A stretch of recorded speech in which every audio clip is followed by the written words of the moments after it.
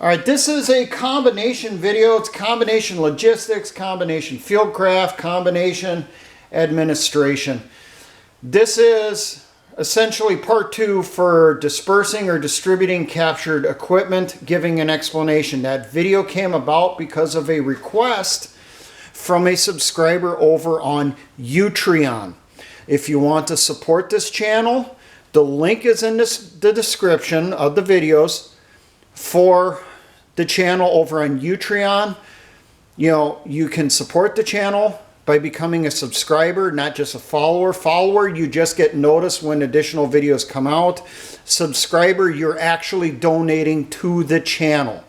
I think they have it set for like $5, $10, and $25 are the levels. They chose that, not me. The money that I get from Utreon is used for training aids, which are used in the videos. I also use it for purchasing additional supplies, for passing out if something were to occur. Things like food, medical, and spare gear.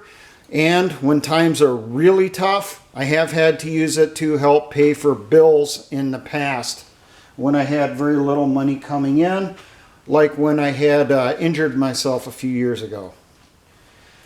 Now, if you control the battlefield at the end of an operation, at the end of an engagement, such as an ambush, you're going to have enemy equipment in there. If you are a guerrilla, you need that equipment to supply your people and to continue doing additional operations against the occupier, against the enemy.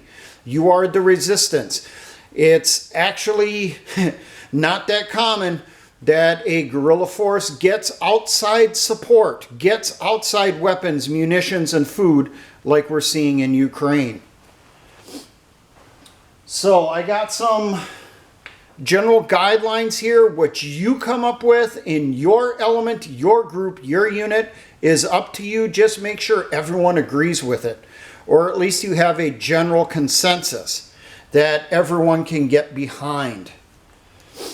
Now, the main thing I have here is the element that conducts the ambush, raid, or operation gets first pick, depending on what it is. Now, the person who gets priority to pick the item is that resistance fighter, that guerrilla who killed or captured that enemy. If they don't want anything from that individual, they don't want that item, the next person in priority that would get a pick is someone else that's in that fire team or in that squad or in that element of that operation. As an example here that I wrote up, Private Snuffy killed 2 enemy troops in the ambush. He shot them, killed them. They were in his kill zone, no question. He was the one that did them. He gets to pick what he needs and wants from those 2 before anyone else can go through and take things off of those no longer moving mobile resupply pods. Now, disputes are going to occur. There will be arguments over who killed which enemy. And I throw in here as an example, you have an ambush. Enemy is killed in the kill zone. You know, it was kind of a free fire situation. Who's the one that killed that particular enemy troop? Is it the person who placed the IED that went off nearby? Was it the triggerman who set it off? So potentially that emplacing troops leadership, or the leadership of that raid element, that ambush element? Or is the person who killed that enemy the one who entered the kill zone to clear it, the one who double tapped that enemy troop lying on the ground? Only thing I can say on that, if possible, divide the item equally amongst each person. If there is an excess of that item, that excess would then go to unit stocks. If there is no agreement over who should get that item from everyone claiming that no longer moving mobile resupply pod, that item should go to the unit stock. And at that point, it will be distributed to whoever needs it the most. Now, types of items that just automatically should go to the unit. First off, bulk supplies, such as ammo cans, ammo crates, these are unopened, ration cases, jugs of fuel, jugs of water, barrels, large bulk items that have not been opened, that have not been distributed. Or it has been opened, but it hasn't been touched because the person opening it got killed before they could distribute it. Next item that should go directly to the unit is primary weapons. Primary weapons, we're talking about rifles with the bayonet, submachine guns, machine guns, squad automatic weapons, anti-tank weapons, and that goes from law rockets up to recoilless rifles, javelin missiles, and larger, and also any crew-served weapons, any heavy machine guns, any grenade launchers, mortars, that type of thing. Something that also should go to unit stock right away is any radios or electronics that are captured, such as laptops and thermals and drones. These are going to be big ticket items that are going to be needed far more by the unit than by an individual. Another thing that would go straight to unit stock or unit usage is any captured vehicles, trailers, or sleds, even Accio sleds. Next, tentage, along with camouflage nets and any building materials. These should go to the unit so that they get used by the unit where it is needed the most. And then I throw in here tool kits. This will include your tool bags on your vehicles, the BII, the basic issue items for the vehicle, and also Pioneer tools. Pioneer tools are the tools used by engineers, such as long handle shovels, axes, sledgehammers, all of that stuff. Those items should just automatically go to the unit so that they can get distributed to where they are needed the most for future operations or for the current operation you're in. Now, items that the individual should get the first pick on. Don't think that everything should just go automatically to the unit. For the individuals, first off, any loaded magazines or even empty magazines that the no longer moving enemy had on them. Rations that were inside their bags or were sitting next to them when they were killed. First aid items. Things that are inside the IFAKs, things that are inside their bags that they were taken with, that pack of Band-Aids, whatever. Another thing is backup weapons. Backup weapons, you're talking sidearms, your pistols. You're also talking things like just regular knives, multi-tools, tomahawks, bludgeons, whatever.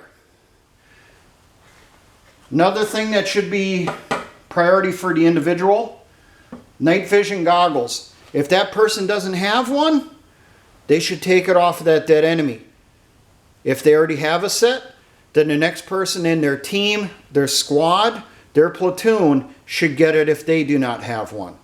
If everyone has one, goes to the unit. Usable helmets and body armor. If you don't have it, take it off the enemy.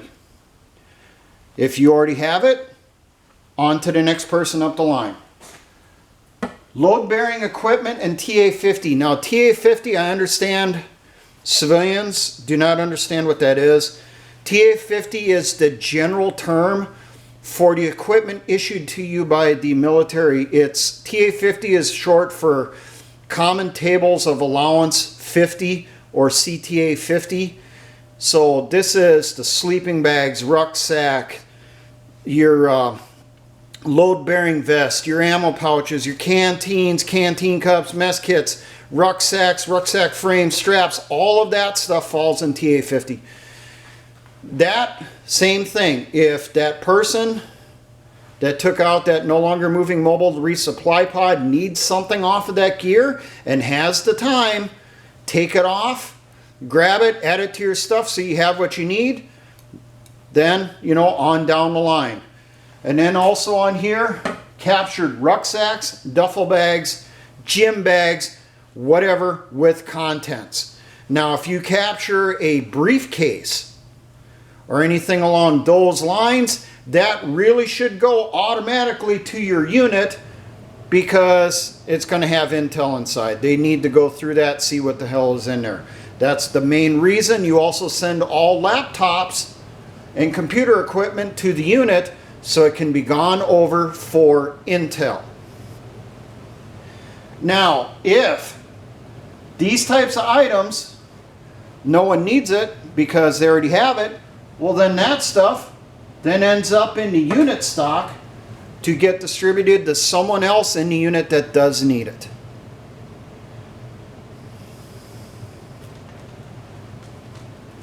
Now I have a couple other notes here. Banditry and looting should be discouraged. And by banditry and looting, I mean you are ambushing the enemy just for the purpose of getting cash, getting valuables. Discourage that.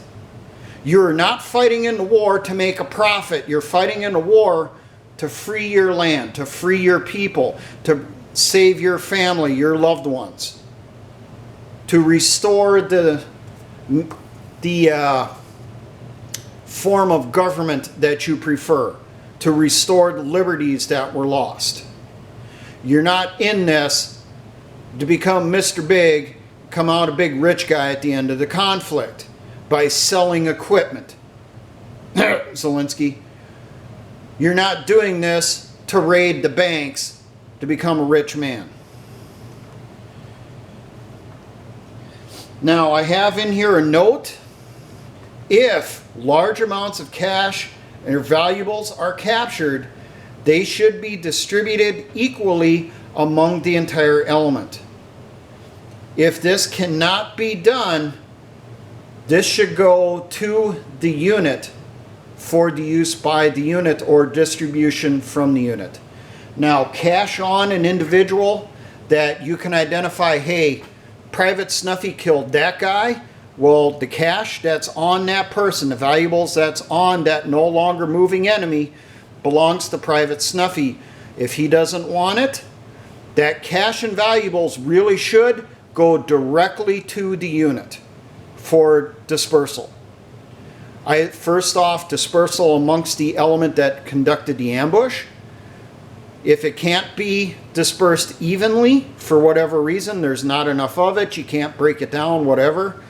You know, you captured three $100 bills, three $100 bills, but you had 20 people on the ambush. You can't break that because you can't go to a bank to break those three $100 bills. Just slide those into the unit fund for passing off for purchasing supplies for the unit or assisting civilians. Hopefully this gives you some ideas to think about for some general guidelines for you to come up with your own SOPs, your standard operating procedure concerning this stuff. Now, for all my engineer brothers and the Patriot Militia movements, always remember, essayons.